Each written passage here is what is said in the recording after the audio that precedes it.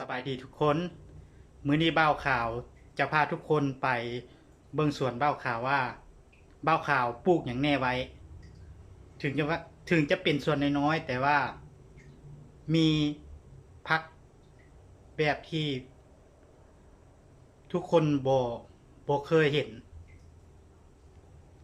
สิ่งสำคัญก็คือทั่วภูสีม่วงทุกคนเคยเห็นบ่ทั่วภูสีม่วงก่อนที่เบ้าข่าวจะซอกหามาปลูกได้ก็ซอกหาห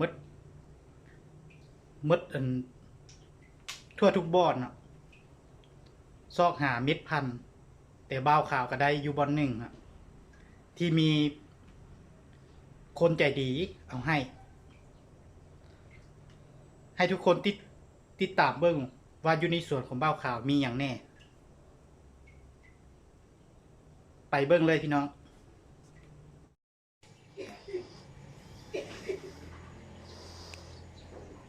มื้อนี้เบ้าข่าวจะมาสวนเบิ่งสวนเบ้าข่าวถึงจะน้อยแต่อุดมสมบูรณ์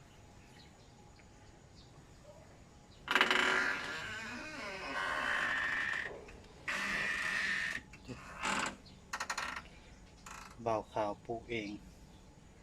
ปลูกแบบธรรมชาติ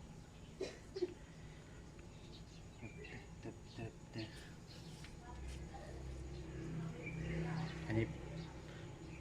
ถั่วพูถั่วพูถั่วพู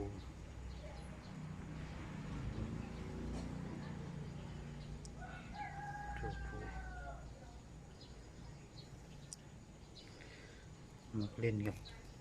กำลังเป็นหลายๆ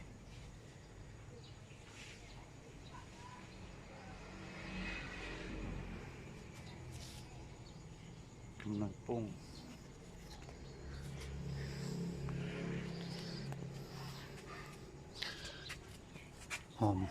หอมลาบเบ้าขาวโอ้งามแท้ยามใดเบ้าขาวบริไปตลาดเบ้าขาวก็มาเก็บอยู่สวนตัวเองเพราะว่าส่วนหลายบ่มักซื้อหอมปลอมกำลังจะปุ้งหอมบัวกำลัง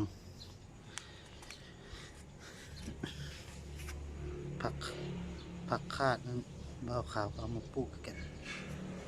จิตโคตรหลายเลย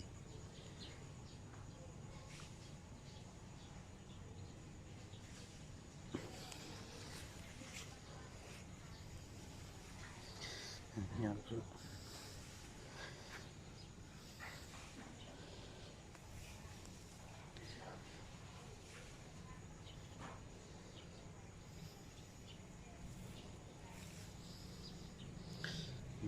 เล่นน้อยน้อย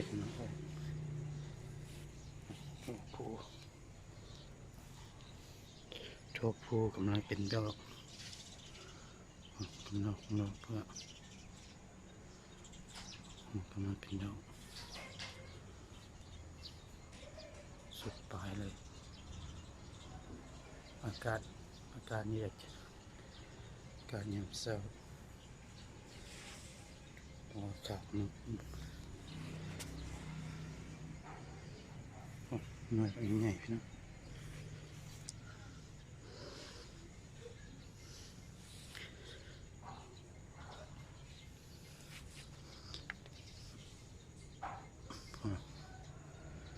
ชั่วผู้บ่าวขาวไม่ได้กันหน่อยนะ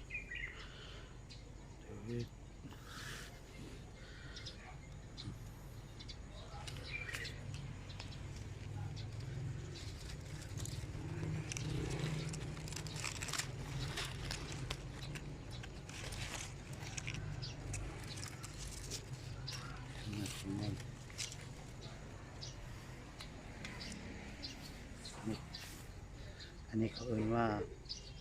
ผักสลัดญี่ปุ่น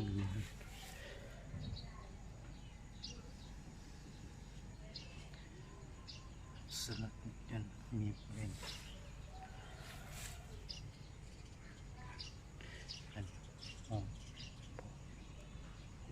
หอมปลอมกำลังขึ้น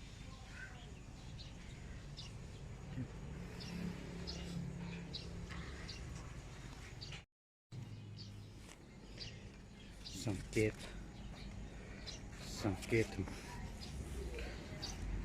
ตโลโก้บ่าวขาวของบ่าวขาวเป็นสีม่วง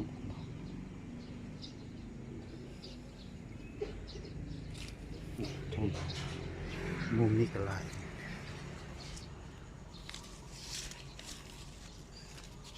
บ่าวขาวพูดและธรรมศาสตร์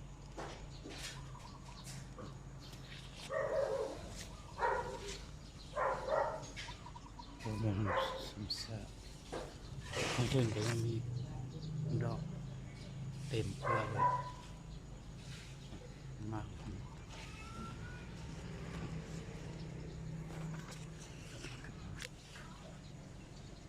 มื้อนี้เปล่าข่าวที่เตรียมที่จะ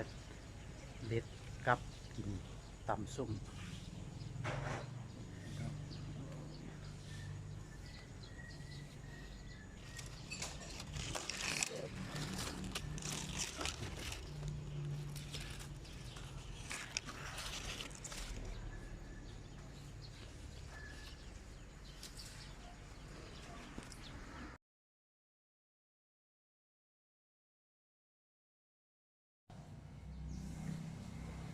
เป็นยังไงพี่น้องที่บ่าวข่าวส่วน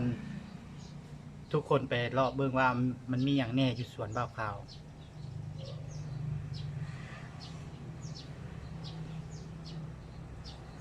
บ่าวข่าวก็สิได้ไปกันเด้อบ๊ายบาย